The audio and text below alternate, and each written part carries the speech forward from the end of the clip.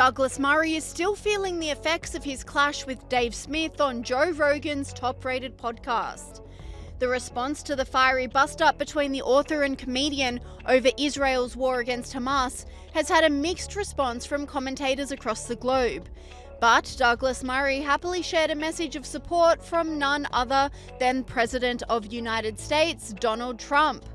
Trump said, "My friend Douglas Murray just released a book on democracies and death cults, and it's quickly becoming a bestseller." Based on his first-hand reporting, Douglas documents the barbarity of Hamas's brutal attack on Israel on October 7th and Israel's heroic response.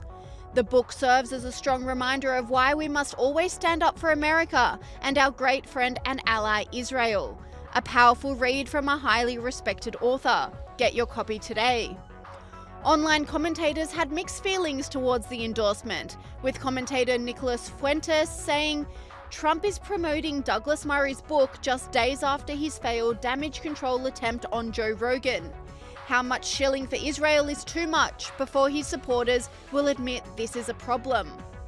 But this person applauds the endorsement, saying, "Yesterday Douglas Murray won the internet. Today he got this nice surprise from Donald Trump.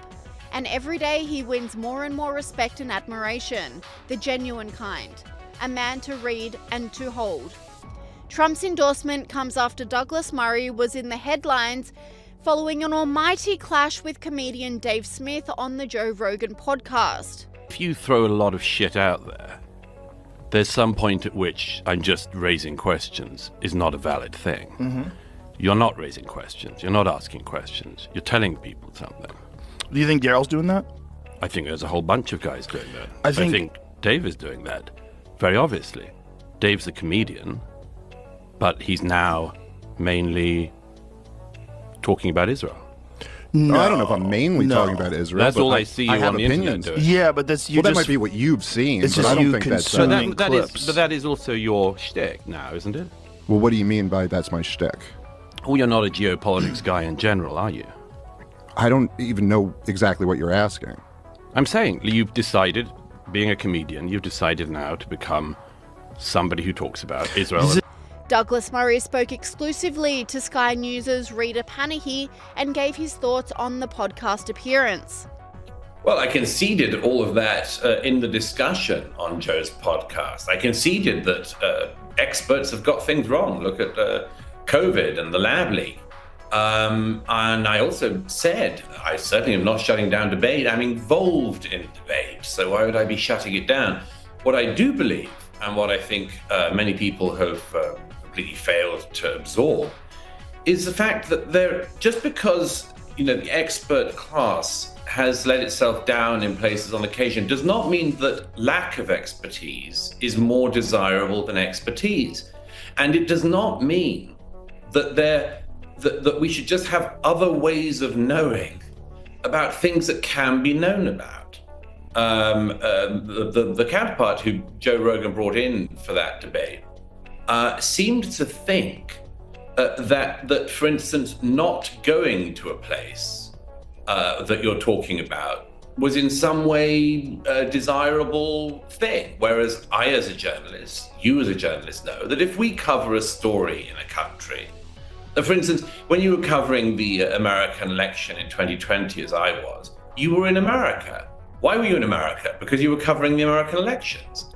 And if you'd have been just sitting in Australia covering the American elections, that wouldn't have had the validity that it does if you are in the country you are writing about.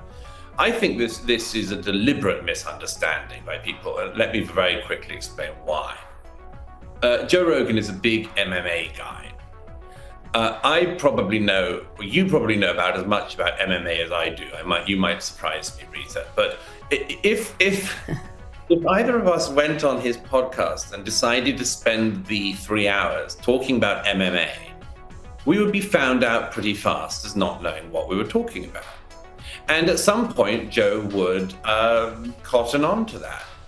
And he would say, "I'm sorry, you seem not to know about this subject." Well, that's because it's a subject he knows a lot about. My simple point is that there is something very different happening if a host's platform repeatedly cranks with the same opinion as each other on very, very important questions and do not allow on contrary views, or very rarely. For instance, to not have somebody on who is supportive of Ukraine as opposed to highly, highly critical of Ukraine since 22 seems to me to be a big issue. To say that, for instance, you spent the last 18 months highlighting, promoting, giving a platform to anti-Israel voices and just never or almost never or accidentally giving a platform to anyone who's anti-Hamas and pro-Israel seems to me to be a major failing. And I just wanted to call it out because it's something I see. And I think a lot of other people see it and are equally concerned about it. But as I say, on issues like MMA fighting or anything else, people would notice there was something strange going on if guests were turning up who didn't know what they were talking about. And I submit that when you get pseudo-historians on talking, for instance, about Churchill and claiming that